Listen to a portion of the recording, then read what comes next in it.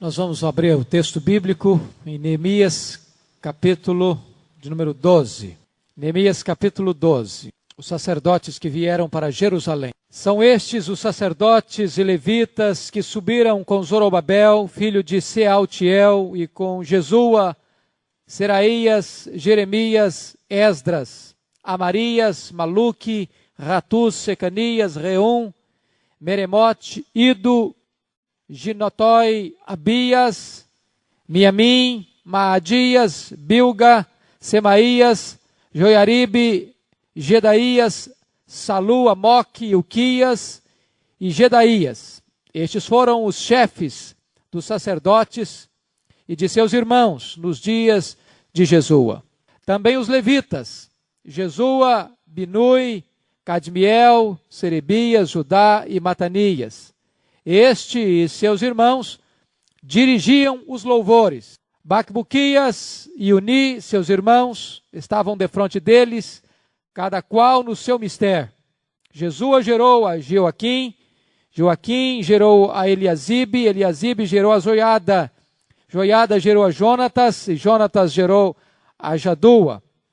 Nos dias de Joaquim, foram sacerdotes, cabeças de famílias, de Seraías, Meraías, de Jeremias, Ananias, de Esdras, Mesulão, de Amarias, Joanã, de Maluque, Jonatas, de Sebanias, José, de Harim, Adna, de Meraiote, Eucai, de Ido, Zacarias, de Geneton, Mesulão, de Abias e Cri, de Mianim, de Moadias e Piltai, de Bilga, Samua, de Semaías, Jonatas, de Joaribe, Metanai, de Gedaías, Uzi, de Salai, Calai, de Amoque, Eber, de Ilquias, Razabias, de Gedaías, Natanael.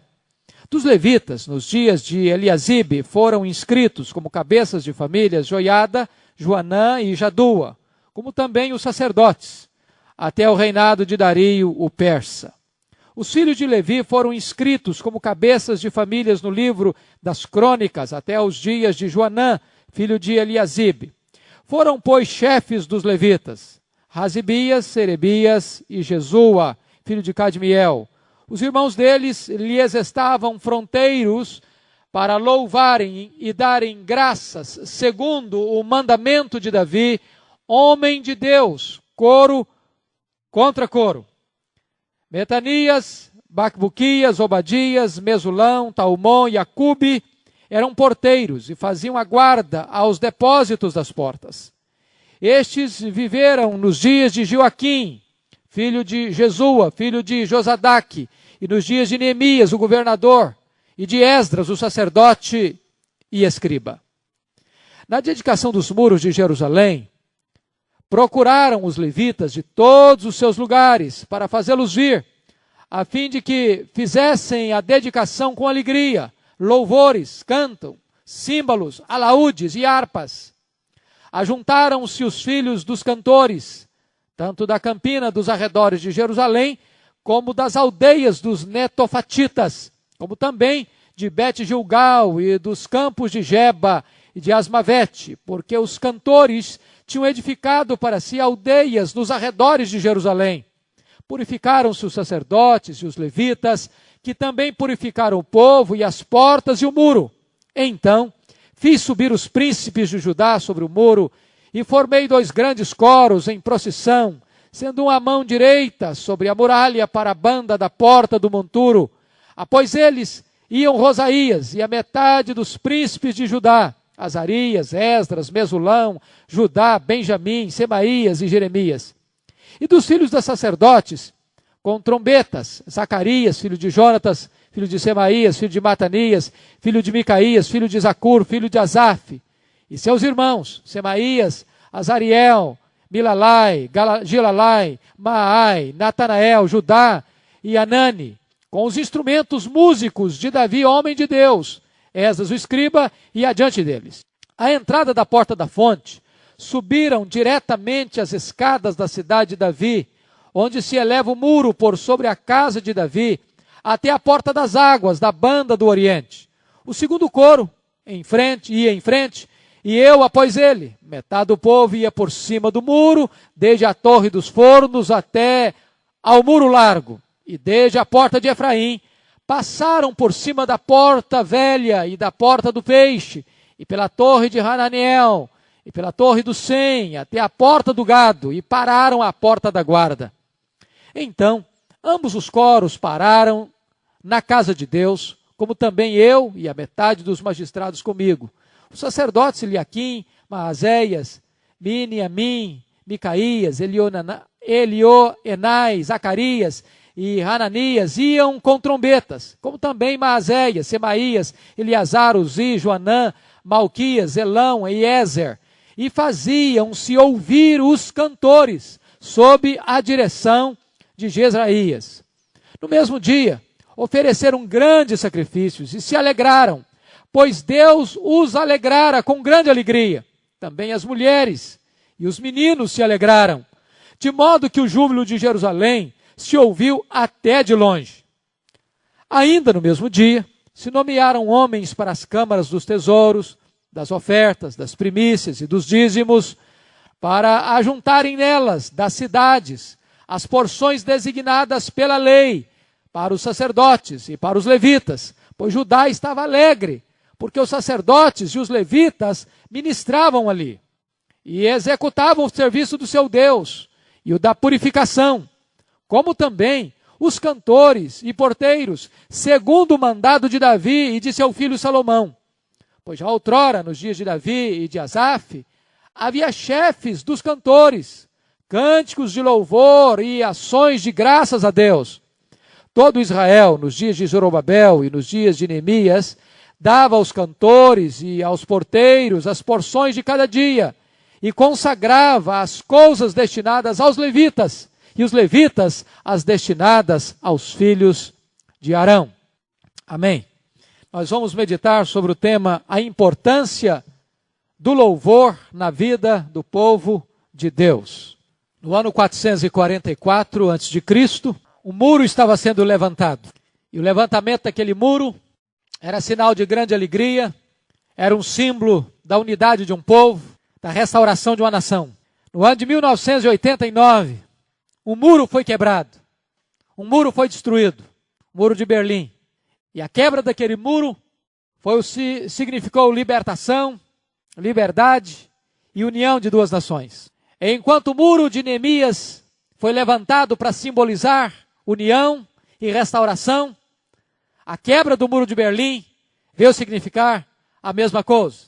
Se vocês notarem, esse texto ele não está colocado em ordem cronológica no livro, porque nós estamos recuando ao término lá dos capítulos 4, 5 e 6, quando você nota o término da obra do muro, que demorou apenas 52 dias.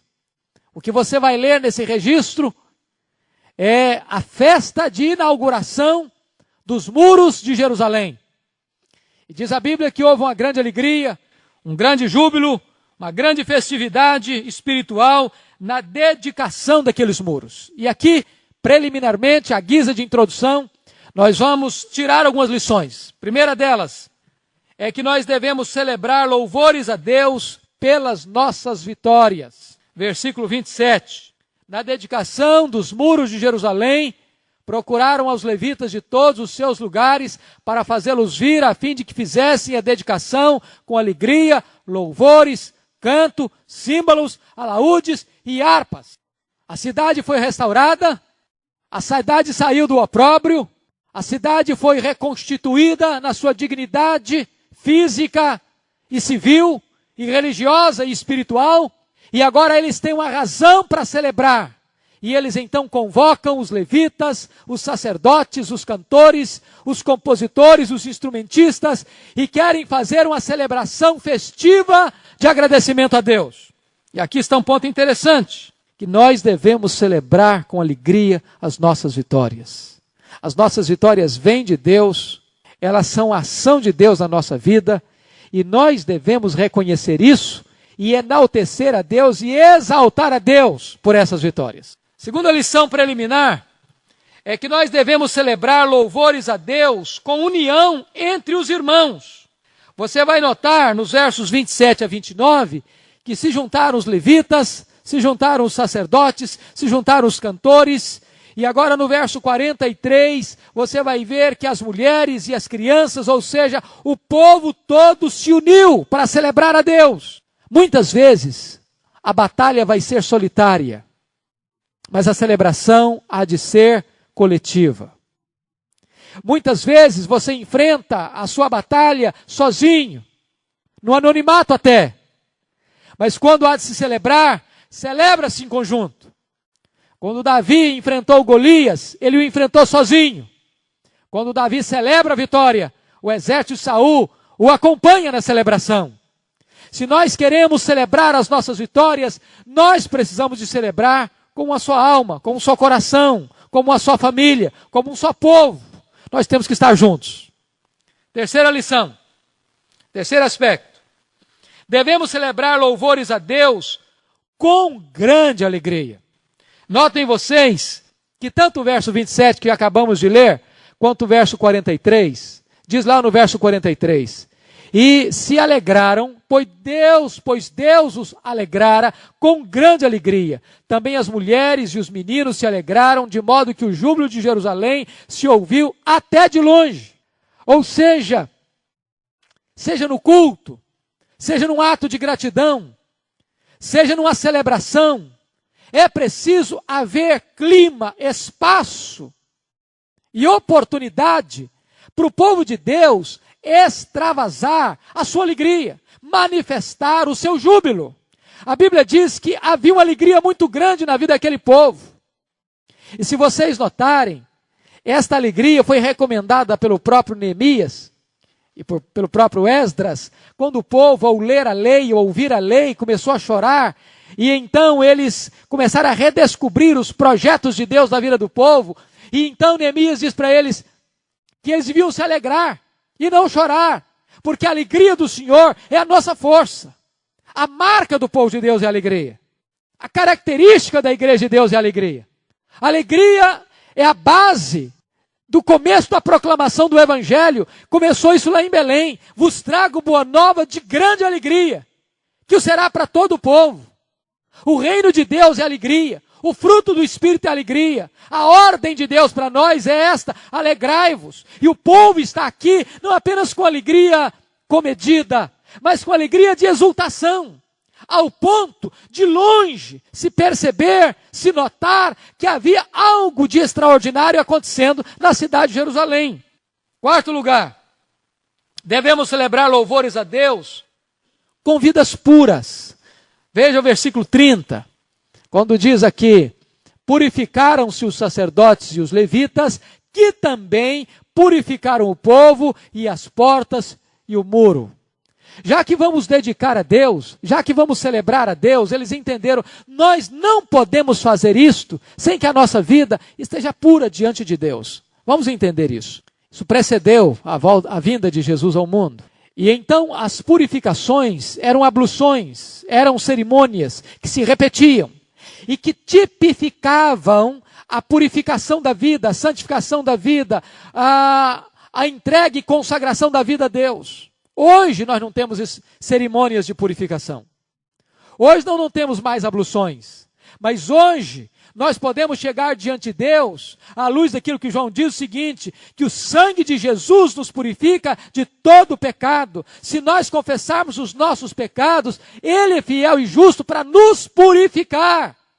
De tal forma, queridos irmãos, que o culto que prestamos a Deus precisa passar por esta experiência gloriosa de purificação, de santificação, porque Deus está mais interessado em quem nós somos do que no que nós fazemos. Deus está mais interessado no nosso coração do que do som que sai dos nossos lábios. Ele está olhando mais para a nossa vida que para a nossa arte de cantar e de louvar. Daí a necessidade de purificação para essa celebração. Outro detalhe, quinto lugar, devemos celebrar a Deus com ordem e com arte. Se você notar os versos 8 e 9, você vai encontrar aí que havia uma festa com muita música, mas esta música tinha uma direção. Esta música tinha uma ordem. No versículo 8 diz: estes seus irmãos dirigiam os louvores. Depois nos informa que cada qual agia no seu mistério. No verso 9. Se você ler no verso 24, há uma outra menção. A irmãos deles lhes estavam fronteiros para louvarem e darem graças, segundo o mandado de Davi, homem de Deus, coro contra coro. Se você notar, ainda no verso 27, você encontra aí os levitas, vindo de todos os lugares, para dedicar os muros, e diz o texto que deviam fazer com alegria, louvores, cantos, símbolos, alaúdes e harpas. E você vai notar, agora finalmente no verso 36 e 42, algo muito importante. Note aí, que no verso 36, os seus irmãos, e faz a menção dos nomes, com os instrumentos músicos de Davi. E no verso 42, nós vamos encontrar aí que havia um regente de todo este grupo musical e faziam-se ouvir os cantores sob a direção de Jezraías. O que significa isso? Significa que havia uma celebração, que havia uma festa, que havia música, que havia cantores, que havia instrumentistas, que havia coros, mas que havia gente coordenando, dirigindo cada departamento musical deste. E havia um regente maior que dirigia todo esta cerimônia de consagração do muro. Ou seja, a música tem que ser trabalhada com arte, com consagração, com dedicação, com esmero. Tem gente que compõe, tem gente que toca os instrumentos, tem gente que canta, tem gente que rege, tem gente que dirige o louvor. Ou seja, existe uma ordem nesta celebração festiva do povo de Deus. Isso é algo extremamente importante e precioso. Você vai encontrar aqui referência aos netofatitas. Quem eram os netofatitas? Os netofatitas, esta palavra vem do hebraico que significa gotejar, destilar. E os estudiosos querem entender que esta expressão eram como que eles compondo as suas músicas, inspiradas por Deus, que estavam exatamente sendo compostas para a glória de Deus, de tal forma que você encontra aqui aqueles que compõem, aqueles que tocam, aqueles que cantam, aqueles que regem e aqueles que conduzem o louvor na casa de Deus. Finalmente, como último ponto desta introdução bastante longa, nós devemos celebrar louvores a Deus com a fidelidade das nossas ofertas, versos 44 a 47. Se você notar, quando eles vão celebrar, quando eles trazem os sacerdotes, os levitas, das aldeias, das cidades, os cantores tinham ido cada um cuidar dos seus negócios, e naquele momento, aqueles que deviam estar vivendo do ministério, de tempo integral no serviço da obra de Deus, por não terem recursos, por não terem sustento, por não terem suporte, eles tinham ido para o campo cuidar das suas coisas. O que acontece? Com a dedicação dos muros, diz a Bíblia, que o povo então começa a trazer novamente os dízimos, começam a trazer as ofertas para o sustento dos levitas, para o sustento dos sacerdotes, dos filhos de Arão, para o sustento dos cantores, de tal maneira que houve uma grande alegria, porque agora aqueles encarregados de fazer a obra de Deus não tinham que ir mais trabalhar na lavoura, não tinham que ir mais trabalhar no comércio, não tinham que mais ficar de tempo parcial na obra de Deus, mas tinha agora dedicação exclusiva à obra de Deus, e os recursos para manutenção estavam vindo de todos os lados, porque o povo abriu o coração e o bolso para contribuir e ofertar, entregando ao Senhor os seus dízimos. De tal maneira que o louvor que brota dos lábios precisa ser acompanhado com a fidelidade que brota do bolso. Ou seja, a adoração a Deus precisa ser um conjunto de fidelidade e de celebração, de júbilo e de alegria. Eu hoje quero me prender na análise desse texto, basicamente, olhando a caminhada desses dois coros. Que eles sobem o muro, um para um lado, outro para o outro, e depois vão se encontrar lá na frente e vão descer à casa de Deus. Quando você para examinar cada ponto desse, que é destacado aqui em Neemias 12, você vai ver que aqui está a lição central deste capítulo 12. Se você olhar na língua original, o significado de cada palavra dessa, está por detrás uma rica e gloriosa lição espiritual para nós. Então, qual é o caminho a percorrer para o perfeito louvor e adoração a Deus? Eu chamo a sua atenção para esse detalhe.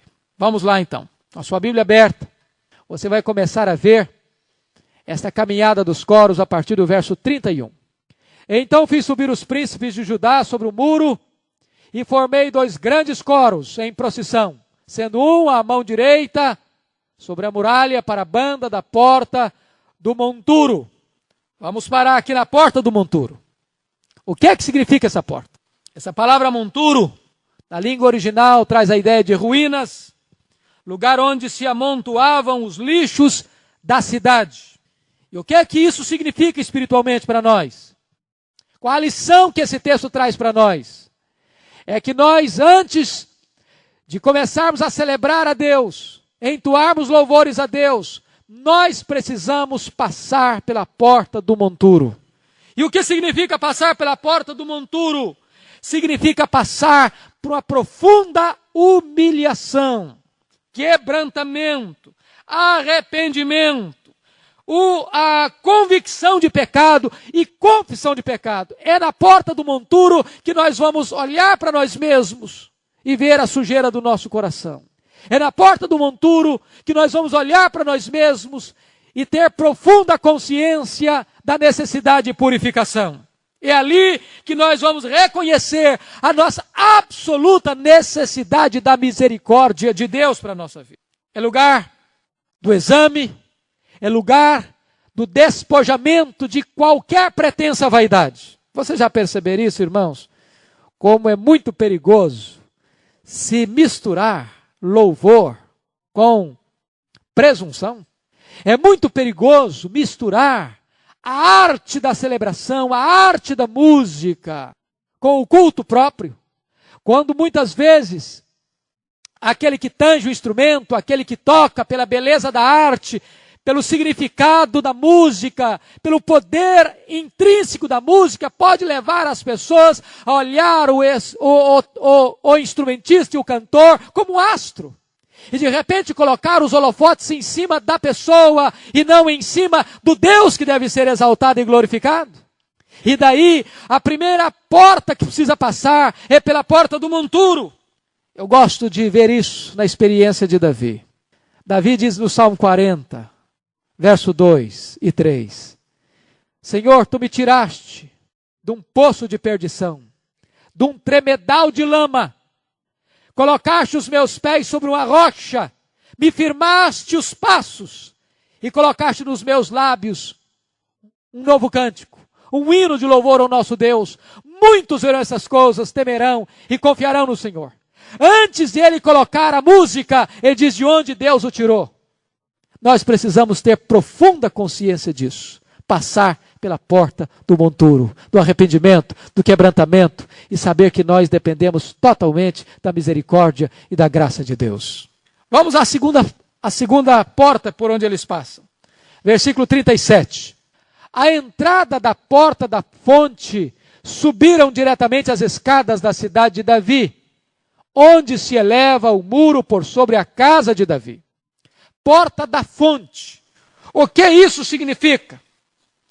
A palavra fonte, se você examinar na língua original, e também na nossa língua é a mesma coisa, é onde a água brota, é um manancial.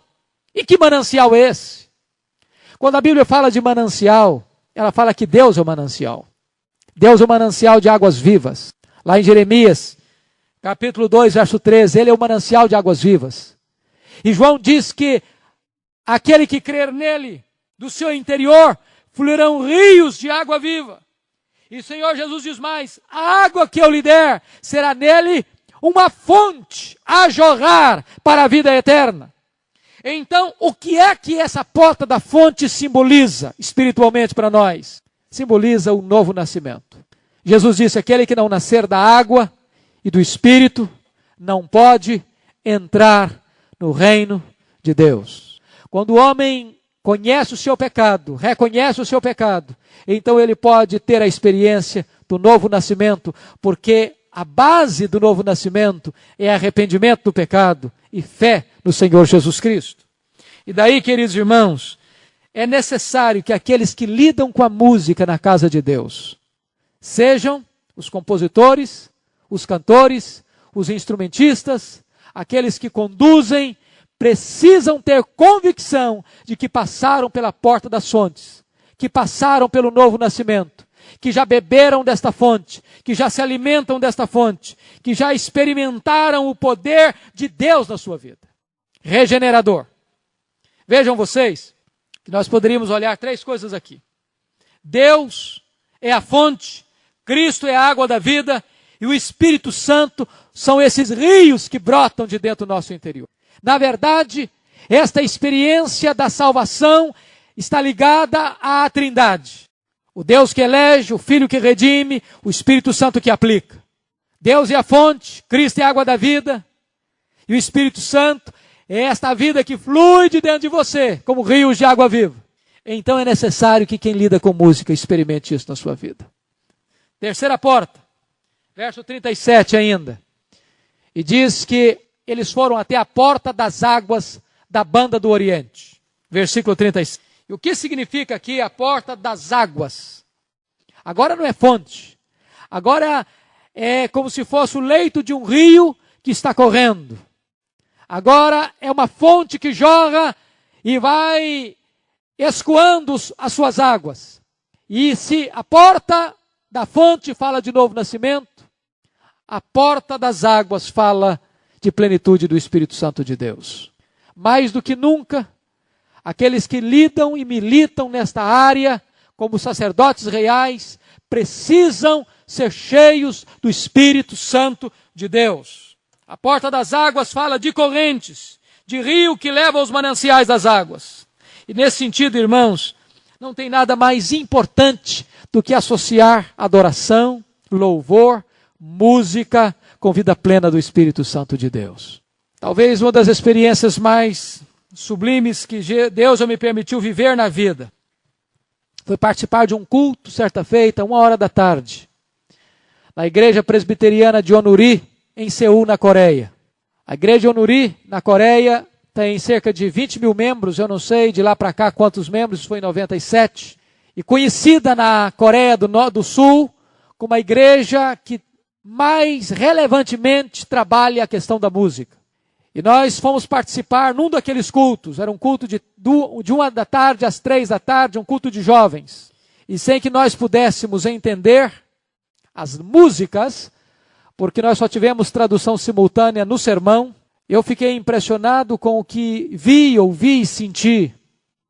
Nós éramos cerca de 100 pastores, e quase todos nós fomos levados às lágrimas, sem entendermos uma palavra sequer do que estava sendo cantado. A sensação que nós tínhamos é que aquele grupo de jovens que estava à frente tinha algo a mais de especial na vida. Pareciam com o rosto de anjos. A beleza, a candura, a doçura, a graça, a virtude do Espírito Santo refletindo no rosto, na face daquela juventude. Uma alegria indizível tomou conta daquele santuário com mais de 10 mil pessoas adorando a Deus. 1h da tarde. Eu pude então notar e perceber o que glorioso é quando você associa a adoração, a música, com a plenitude do Espírito Santo de Deus. Talvez nós, como sacerdotes reais, deveríamos gastar ou investir tanto tempo, ou mais tempo, ou tempo suficiente para buscarmos a Deus, para dependermos de Deus, e não apenas nos esmerarmos no aspecto técnico, no aspecto do preparo, do treino, mas também preparar a nossa vida, o nosso coração, de joelhos na presença de Deus. Eu nunca me esqueci de um fato logo depois que vim da Coreia. Eu tive o privilégio já de falar algumas vezes para a igreja coreana de São Paulo. Nós temos milhares de coreanos em São Paulo. Nós temos uma igreja coreana em São Paulo com mais de 1000 membros. E eu já falei para eles algumas vezes, talvez este ano devo ir novamente falar para a liderança coreana de São Paulo. E logo que nós viemos, 2 anos depois, o ministro de louvor da igreja de Onuri lá de Seul, esteve em São Paulo ministrando para os músicos de São Paulo. E o pastor Park estava me dizendo que aquele ministro, aquele irmão que conduz a adoração, que conduz o ministério, juntamente com aqueles que tocam, que cantam, não vão à frente conduzir o louvor, não participam do conjunto, do coral, sem que pelo menos eles orem 14 horas antes de ministrarem em público diante da congregação. E eu fiquei não só impressionado com isso, mas com a resposta de Deus para o meu coração, da razão e do porquê pudemos perceber e ver coisa tão extraordinária, tão sublime, tão gloriosa naquele culto, naquele domingo à tarde. Eu quero conclamar os meus irmãos, como sacerdotes reais, esse ministério não é apenas do Luciano, não é apenas dos instrumentistas, não é apenas dos irmãos que estão aqui à frente, não é apenas dos coros da igreja. Este ministério é de todos nós. Nós somos uma raça de sacerdotes. Nós somos levitas de Deus. Diz o apóstolo Pedro que nós fomos chamados das trevas para a luz, para anunciarmos as virtudes de Deus, para proclamarmos os atributos de Deus. Nós somos esses levitas e nós precisamos nos preparar, irmãos, para celebrar o nome de Deus.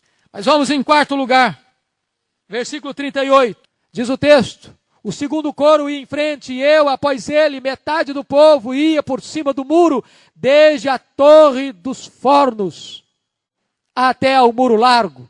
Veja você que ele passou pela porta do quebrantamento, novo nascimento, plenitude do Espírito Santo, mas agora ele precisa passar pela torre dos fornos. E o que significa isso?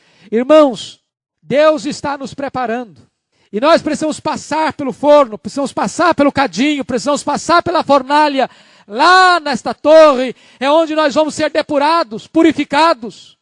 É lá onde todo entulho vai ser queimado, é lá onde toda a escória vai ter que sair, é lá onde Deus vai nos limpar e nos purificar e nos burilar, para que a nossa vida seja verdadeiramente um hino de louvor agradável ao coração de Deus. Este é um ponto extremamente fundamental para nós. Deus muitas vezes nos purifica, nos joga na fornalha, como fez com Elias, jogando em Sarepta, que significa fornalha, cadinho. E quando Deus nos joga na fornalha, não é para nos destruir, é para nos purificar, é para nos limpar, é para nos preparar, é para que a nossa vida seja uma vida digna do seu glorioso nome, como Deus fez com Isaías. Tocou os seus lábios com a brasa viva do altar. Depois disso, lá no verso 38 ainda diz que eles chegaram então ao muro largo, versículo 38, até ao muro largo. A palavra aí significa espaçoso, onde não há aperto. O que significa isso, queridos irmãos? Chegar ao muro largo. Nós, liturgicamente, temos dois grandes perigos. Se você notar, historicamente, às vezes a igreja discutiu mais por liturgia do que por teologia. Se você olhar nos concílios hoje, às vezes se briga mais por liturgia do que por teologia. E eu quero crer que não dá para separar teologia de liturgia, porque as duas coisas estão conectadas. Mas muitas vezes, nós temos dois extremos. O primeiro extremo é de achar que ordem e decência não tem a ver com liberdade do espírito. E outra coisa é achar que liberdade do espírito não tem a ver com ordem e decência. Algumas pessoas dizem, não, nosso culto tem que ter liberdade do espírito. E passa a ideia de que liberdade do espírito é uma coisa sem ordem, sem programa, sem direção, sem balizamento bíblico. Onde cada pessoa faz o que quer, do jeito que quer, como quer. E às vezes, até de maneira inadvertida, as colocações feitas não soam direito. Por exemplo, às vezes as pessoas dizem, olha, você está aqui na casa de Deus, você está na casa do Pai, você fica à vontade, você pode fazer o que você quiser, do jeito que você quiser. Não é bem assim. Não é bem assim. Não é porque nós estamos na casa de Deus que nós podemos ficar de qualquer jeito e nem podemos fazer o que nós queremos, não. É porque exatamente estamos na casa de Deus, sobretudo, é que nós devemos fazer como Deus manda que se faça. E qual é o louvor que Deus agrada? Nós temos alguns parâmetros. Por exemplo, Jesus disse para a mulher samaritana que os verdadeiros adoradores adorarão o Pai em espírito e em verdade. Então o nosso louvor tem que ser bíblico, verdadeiro, e tem que ser em espírito. Espírito aí não é Espírito Santo não, é espírito humano. de todo o coração. De todo o coração. Se você notar, a expressão de alegria não é na Bíblia expressão de irreverência. De tal maneira que nós não podemos entender que ordem e decência é aquele culto metódico, engessado, gelado, morto. Onde você escuta uma mosca voar, mas você também não vê vida pulsando no coração e na vida do povo. Dr. J. I. Packer, considerado o maior teólogo vivo deste século, faz uma análise sobre essa questão no livro dele, Na Dinâmica do Espírito, e ele diz o seguinte: não há nada mais solene do que um defunto, num caixão, com terno azul marinho, gravata de bolinhas brancas e cheio de flores. É uma solenidade só, mas está morto. Então, nós precisamos sair de um extremo, de um culto solene, mas morto. Mas também não podemos ir para um outro extremo, onde as pessoas dizem, não, liberdade do Espírito não tem a ver com ordem e decência. Tem a ver. Porque o Espírito Santo de Deus é o Espírito de ordem, de decência. Mas isso não significa que você não tem plena liberdade de expressar a sua alegria, a sua gratidão, o seu louvor, o seu arrependimento, o seu choro, o seu quebrantamento. Nós temos que ter muito cuidado com o outro extremo. O reverendo Otto Guanais Dourado dizia muito isso. Nós temos que ter muito cuidado. O Mark Lloyd Jones fala muito também nos seus livros. O perigo do emocionalismo e o medo de confundir emocionalismo com emoção. Emoção precisa existir na presença de Deus. É impossível alguém compreender a verdade e não se emocionar com essa verdade. É impossível alguém estar diante da manifestação da glória de Deus e o coração está frio e gelado e os olhos secos. O que nós precisamos combater com toda a força da nossa alma é o emocionalismo. É a emoção barata, provocada, postiça, que não tem envolvimento de vida, de transformação, de compromisso com Deus, com santidade. Mas quando nós nos entregamos ao Senhor com todo o nosso ser, nós estamos, na verdade, nesse muro largo, onde você adora a Deus com alegria, com exultação, com lágrimas, com quebrantamento, com gratidão. Você se derrama na presença de Deus.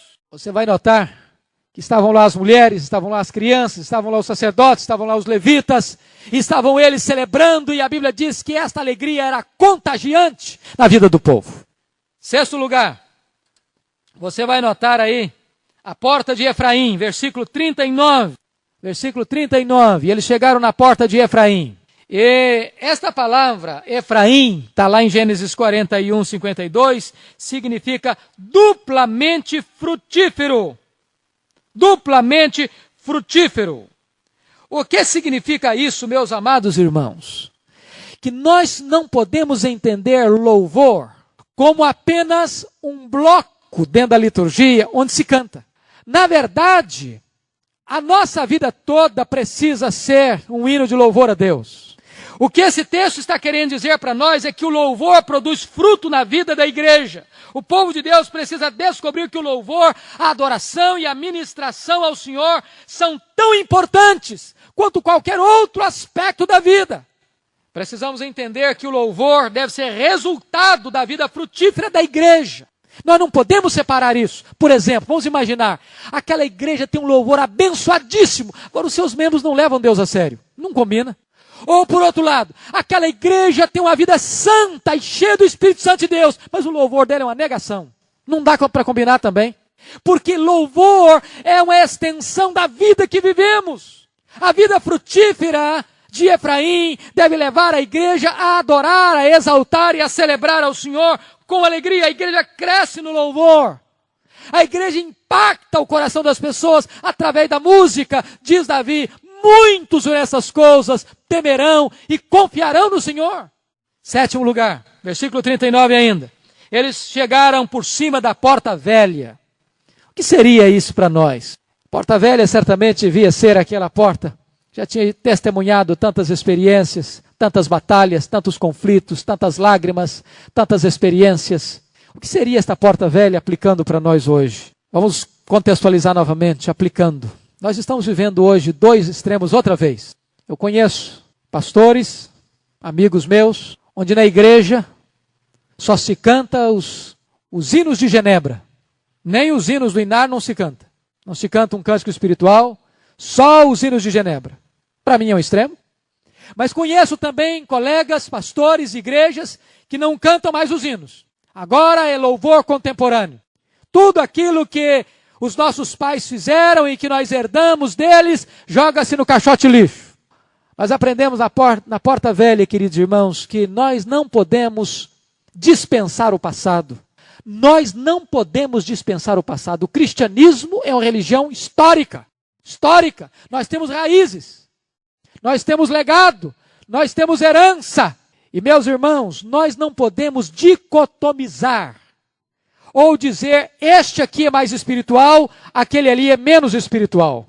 Eu conheço igrejas onde há pessoas que na hora de cânticos espirituais, a pessoa fica do lado de fora, não entra. Porque acha que o cântico não é espiritual, não é de Deus ou não é digno de Deus. Conheço também gente que canta os cânticos com entusiasmo, na hora de cantar o hino, canta como se estivesse num culto fúnebre. Nós não podemos fazer essa dicotomia. Não podemos. Há hinos maravilhosos e há cânticos maravilhosos. Nós temos que examinar a sua letra, a sua música, a fidelidade à palavra de Deus. Mas nós precisamos passar pelo muro largo. E eu louvo a Deus porque esta igreja valoriza os hinos. Eu louvo a Deus porque vejo as crianças, os adolescentes, os jovens cantando os hinos. E precisamos cantar. Aquilo que é bom, que é bíblico, que é verdadeiro, precisa perpetuar. O grande problema hoje é que nós estamos vivendo uma época de música de consumo. Já perceberam isso? Música de consumo. Você canta hoje, aí o ano que vem já não canta mais. Já passou, já não incorpora mais.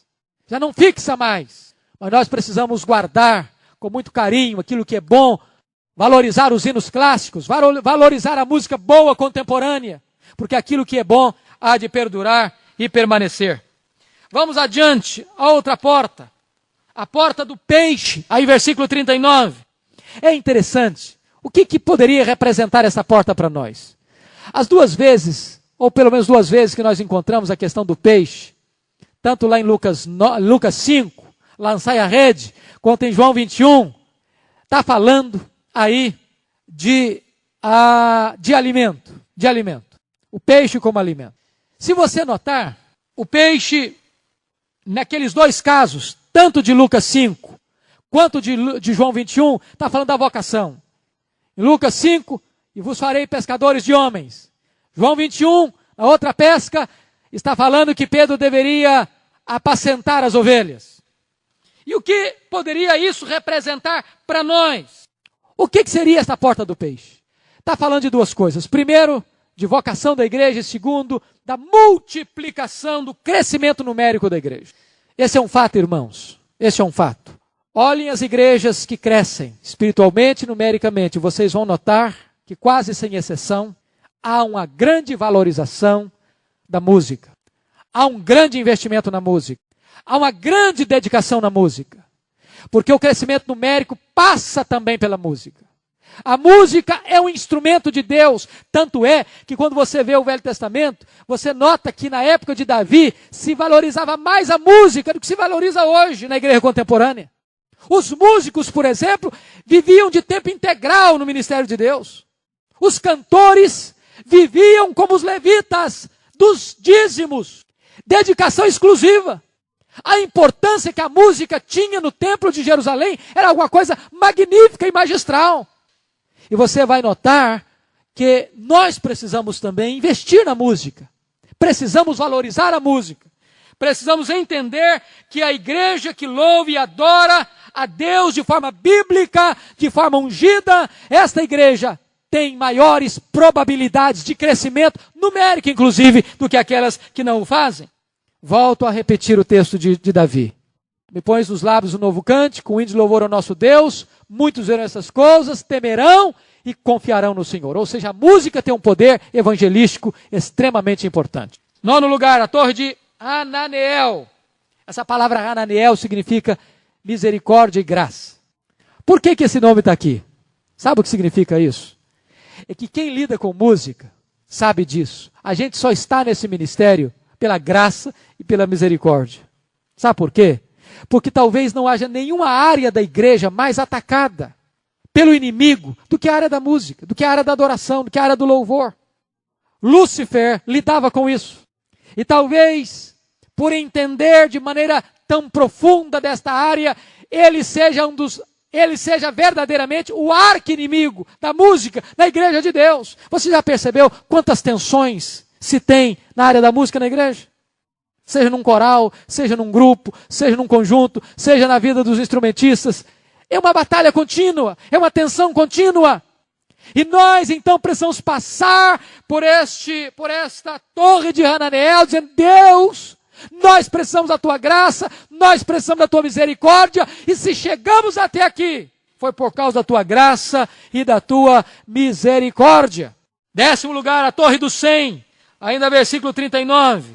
O que significa isso? Você vai ver que esta palavra pode ser tirada tanto lá de Gênesis 26, quando Isaac semeou e colheu a 100 por 1, ou você pode comparar isso com a parábola do semeador, quando Jesus disse que a boa semente vai produzir a 30, a 60 e a 100 por 1. Então o que é a torre do 100? A torre do 100, querido irmão, sugere para nós que o louvor na igreja precisa passar por esta questão da frutificação dentro das Escrituras. A boa semente é a palavra de Deus.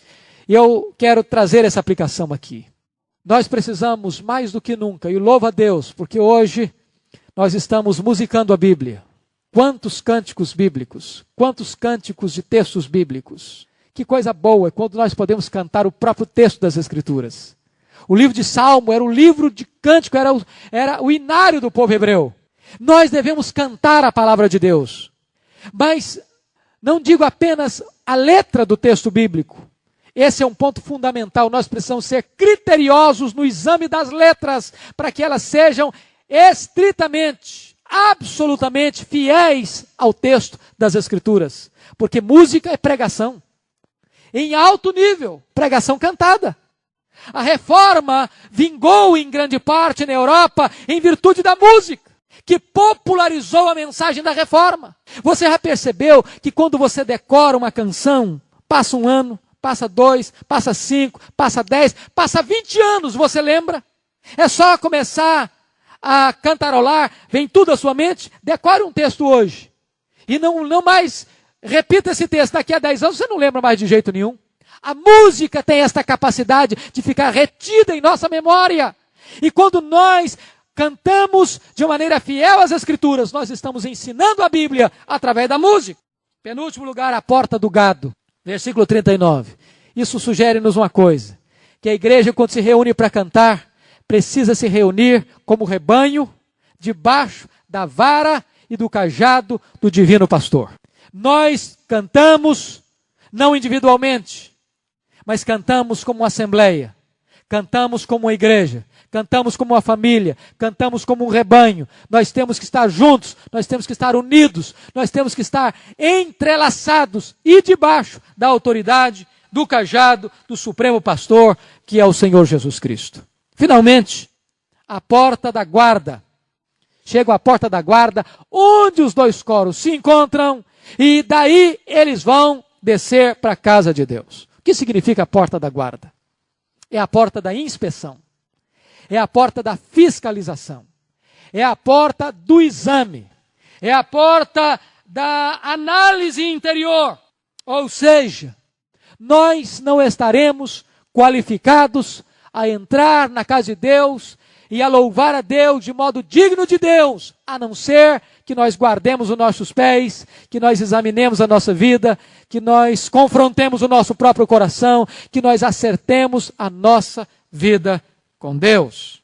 Sem esses passos, nós vamos cantar, mas não vamos adorar. Sem esses passos, nós vamos ter música, mas não vamos ter louvor. Sem esses passos, ainda que aos olhos dos homens a música seja deleitosa, aos olhos de Deus não passam de barulho estridente. Deus disse através do profeta Amós: afasta de mim o estrépito dos teus cânticos e a música das tuas liras. E esse texto diz: porque não havia na vida daquele povo santidade de vida, compromisso com integridade de coração, de justiça, A vida estava desassociada com a música. Eu quero concluir dizendo o seguinte: quando o povo de Deus se consagra ao louvor, 4 coisas vão acontecer. Primeiro, Deus os alegra. Versículo 43, o texto diz que eles se alegraram, mas logo diz, pois Deus os alegrara. É diferente, queridos. Eu posso me alegrar, eu posso produzir em mim uma alegria, mas diferente é quando Deus me alegra. Quando essa alegria tem a sua procedência em Deus. O texto diz que Deus os alegrou. Segundo, quando há integração no louvor. Vejam vocês que agora esta música não está apenas ligada aos levitas, aos sacerdotes, aos cantores, aos instrumentistas, aos compositores netofatitas, mas às mulheres e às crianças e todo o povo. Todo mundo, unido, junto, coeso. Terceiro lugar, a alegria do povo de Deus torna-se contagiante, o verso 43. Contagiante. De tal modo que o júbilo de Jerusalém se ouviu até de longe. E finalmente, os dízimos são devolvidos, os ministros do templo são reintegrados na obra e a igreja se enche de santa alegria. No verso 44, ainda no mesmo dia, se nomearam homens para as câmaras dos tesouros, das ofertas, das primícias e dos dízimos, para juntarem nelas das cidades as porções designadas pela lei para os sacerdotes, para os levitas, pois Judá estava alegre, porque os sacerdotes e os levitas ministravam ali. E logo você vai ver, no verso 47, que também os cantores foram incluídos na distribuição desses dízimos. 2 implicações. Primeiro, os ministros se tornam mais cuidadosos do que tinham sido antes na obra. No versículo 45. E executavam o serviço do seu Deus, o da purificação, como também os cantores e porteiros, segundo o mandamento de Davi e de seu filho Salomão. Os sacerdotes vieram dos campos, os levitas vieram dos campos, os cantores vieram dos campos, e agora nós vamos nos dedicar à obra de Deus. E a segunda implicação, o povo se tornou mais cuidadoso do que tinham sido na manutenção dos ministros de Deus. O verso 44 nos informa que eles então recolhiam esses dízimos das cidades, das aldeias, para a manutenção da obra de Deus. Vocês notam aqui que louvor não está divorciado, não está separado de vida. Que Deus nos ajude, irmãos, a repensar essa questão do louvor, a refletir sobre o louvor e que nós aprendamos com esta caminhada dos 2 coros. Lá eles se unem, lá eles descem à casa de Deus e lá há uma alegria indizível ao ponto de longe se perceber o júbilo do povo de Deus. Que Deus nos ensine a adorarmos a Ele, a louvarmos a Ele com essas atitudes, com essas posturas, com esses compromissos e com esta alegria.